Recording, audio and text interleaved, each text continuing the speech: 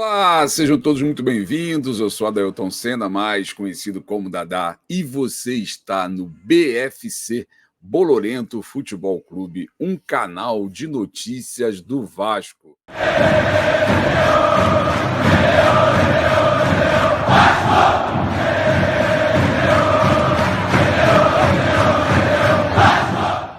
Hoje, segunda-feira, dia 28 de agosto, um dia após a grande lambança do seu Wilton Pereira Sampaio, do pessoal do VAR, da CBF, de todos os envolvidos que anularam um gol maravilhoso do Paulinho contra o Palmeiras, na derrota do Vasco por 1-0 na tarde de ontem, tarde e noite.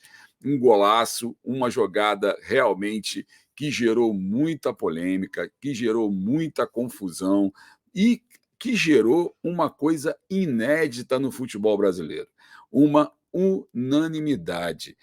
Todos os comentaristas de arbitragem estão a favor do Vasco, dizendo que o gol foi legal. Então é uma coisa inédita no futebol brasileiro. Realmente sempre tem uma polêmicazinha, sempre tem um detalhezinho que um tende a acreditar que não foi ou que foi.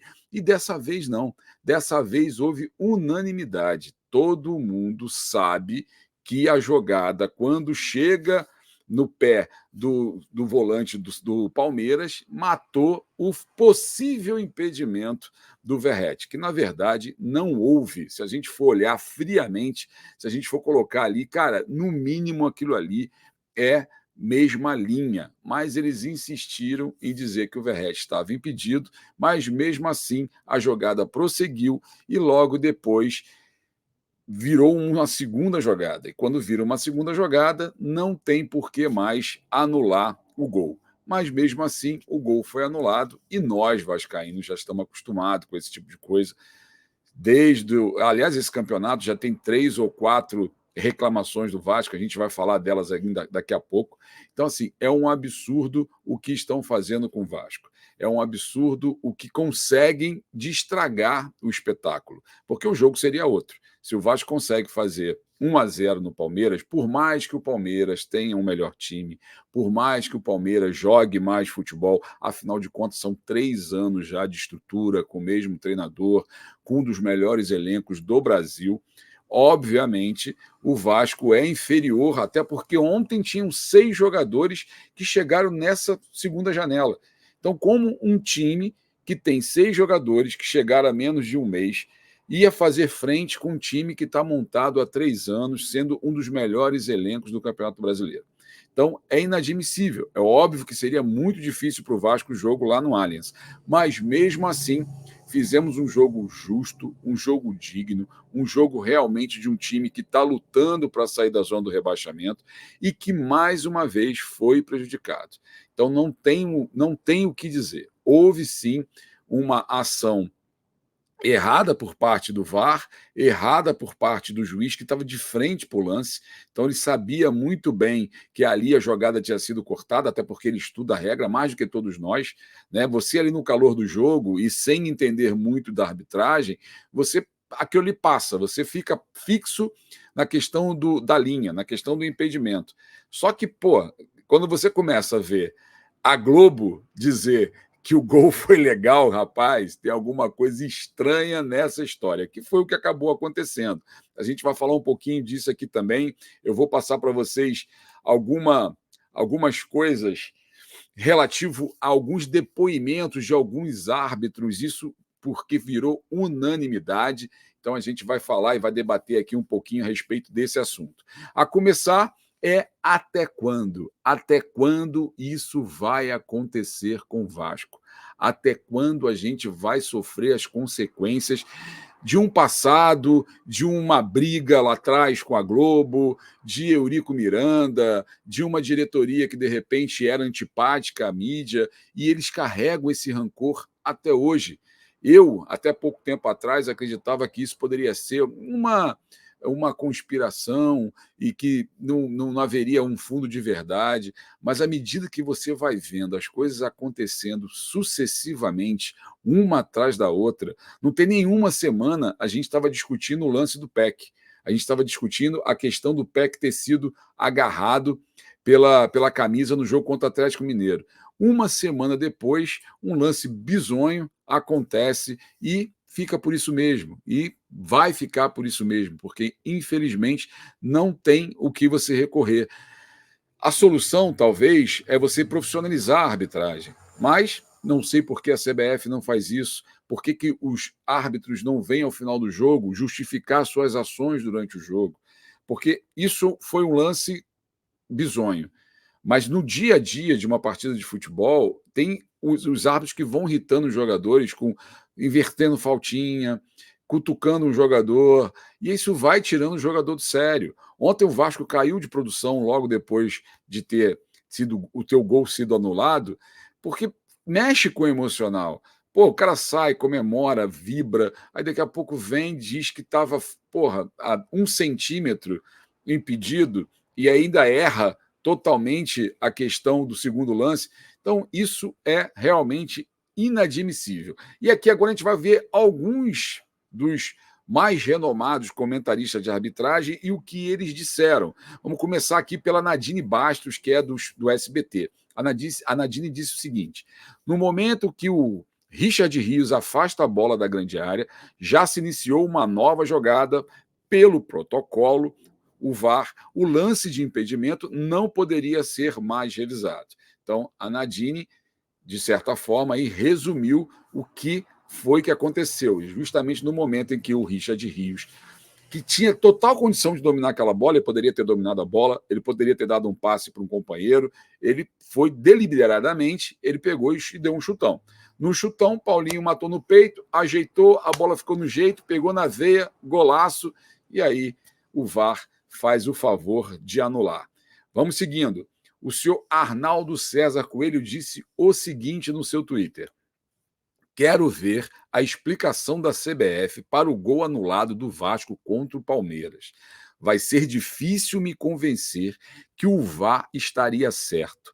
Se no momento da cabeçada o assistente tivesse levantado a bandeira e o árbitro, mesmo apitando atrasado, o gol teria que ser anulado.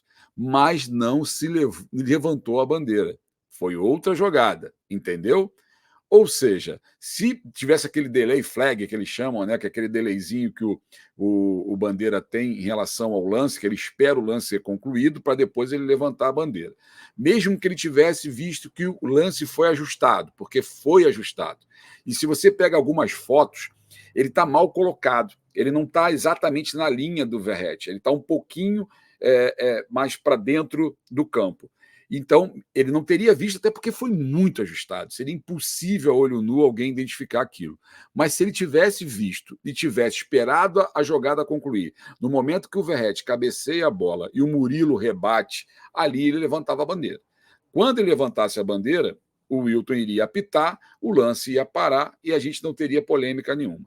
Mas ele não levantou, porque ele não viu a condição de impedimento. E outro detalhe também, né? Eles ficam muito acomodados esperando uma ação do VAR.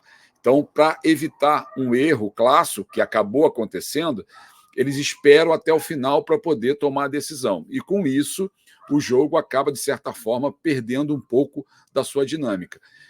Não levantou a bandeira, seguiu a jogada, criou-se uma segunda jogada, e na segunda jogada sai o gol e não tem como a gente questionar. Gol legal.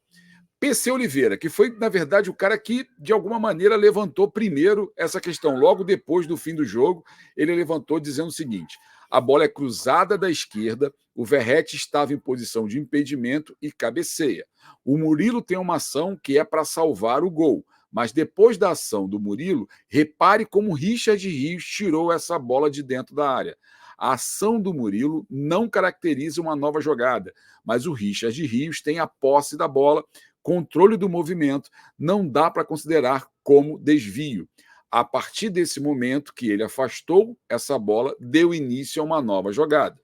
Tudo o que aconteceu antes, o impedimento de Verratti, deve ser desconsiderado. Portanto, o gol do Paulinho foi legal. O VAR teve uma ação fora do protocolo. O mais incrível, o mais inacreditável é que, além do seu Wilton Pereira dos Santos, do seu auxiliar, do quarto árbitro, que ficam próximos ali do campo, você tem na salinha do VAR, que fica hoje aqui na Barra da Tijuca, na sede da CBF, você tem mais pelo menos 4 ou 5 profissionais ali, vários monitores, observando cada detalhe do jogo. Nenhuma alma viva levantou para questionar o lance. É inadmissível. Os caras passam o dia inteiro estudando. Hoje mesmo eles estavam na CBF fazendo reciclagem, fazendo treinamento. Toda segunda-feira parece que eles fazem esse trabalho de rever os lances, de fazer um treinamento, etc. Então, os caras sabem da regra, os caras conhecem a regra, os caras são obrigados a pelo menos uma alma viva ter levantado. Primeiro que eu acho que o Wilton, como estava de frente para o Richard Rios, quando o Richard rebate a bola, ele teria que ser o primeiro a dizer, opa, começou uma nova jogada. Ele teria que ser o primeiro a chegar por VAR e falar, não, o gol é legal, o gol partiu de uma segunda jogada.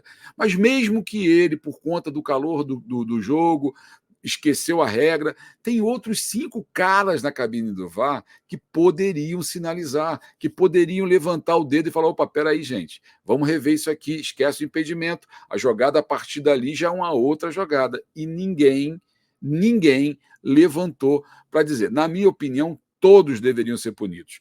Aliás, o senhor Wilton está vindo de uma punição de 2 meses. Há 2 meses que ele não apita no Campeonato Brasileiro. Mas você acha que ele ficou sem apitar? Não, ele estava apitando lá no Campeonato Argentino. Então, assim, não tem punição. Não existe punição, porque se tivesse um gancho, se tivesse uma punição financeira, como acontece com o jogador de futebol, se comete um ato de disciplina, ele já é multado em 30%, 40% do seu salário. Então, o árbitro tinha que ser profissionalizado e tinha que ser penalizado por atos como esse. Porque você imagina, se o Vasco chega no final do campeonato, o Vasco estiver dependendo de 3 pontos ou 1 ponto, porque ele poderia acabar esse jogo empatado. Não estamos dizendo que o Vasco ganharia essa partida se fizesse 1-0.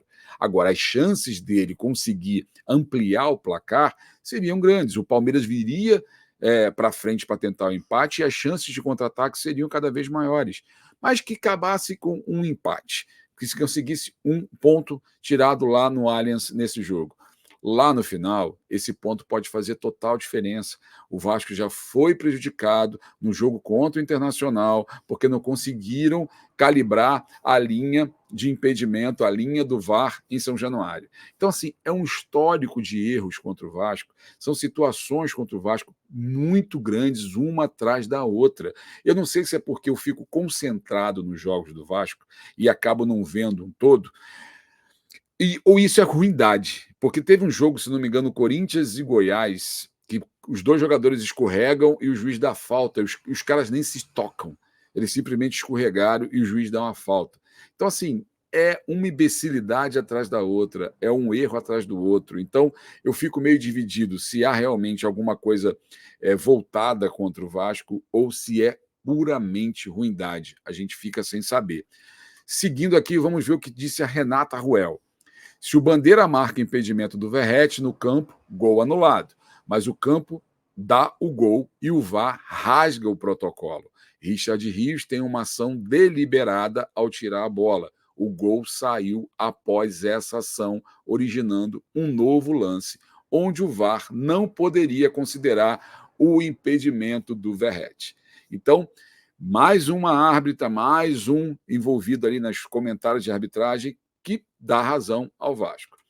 O senhor Carlos Eugênio Simon, gol legal, porque teve uma nova jogada, quando a bola é afastada da área pelo jogador palmeirense. Sucinto, simples e direto. Godoy, gol anulado do Vasco contra o Palmeiras foi legal, diz Godoy. Então, todos os comentaristas, a gente estava falando aí de Band, de ESPN, de UOL, todos unânimes, do Globo, que é o mais inacreditável, todos dando razão ao Vasco. E, por último, o senhor Sálvio Spínola, do UOL, erro classo, um dos maiores erros de arbitragem em lance com VAR. Gostaria de convidar você a se inscrever no nosso canal, a dar o seu like, a fazer o seu comentário, a compartilhar, a marcar lá o sininho das notificações para você não perder nenhum vídeo desse canal e convidar vocês também a se inscrever no canal Podcast Cruz Maltino. Eu vou estar lá todo final de semana, domingo às 8 da noite e segunda-feira, numa live que eles fazem diariamente. A live que eles fazem lá é sempre ao meio-dia no Almoça Vasco e a live raiz às 18 horas. Porém, eu não consigo estar toda semana em função do meu trabalho, mas no final de semana e na segunda-feira, que é a minha folga, eu vou estar sempre presente e convido vocês a assistir, a participar e ir lá, dar um like, dar uma moral pro canal deles também, assim como vocês têm dado aqui pra gente. Então, muito obrigado mais uma vez pela sua audiência, muito obrigado pela sua paciência e fui! Rio de Janeiro.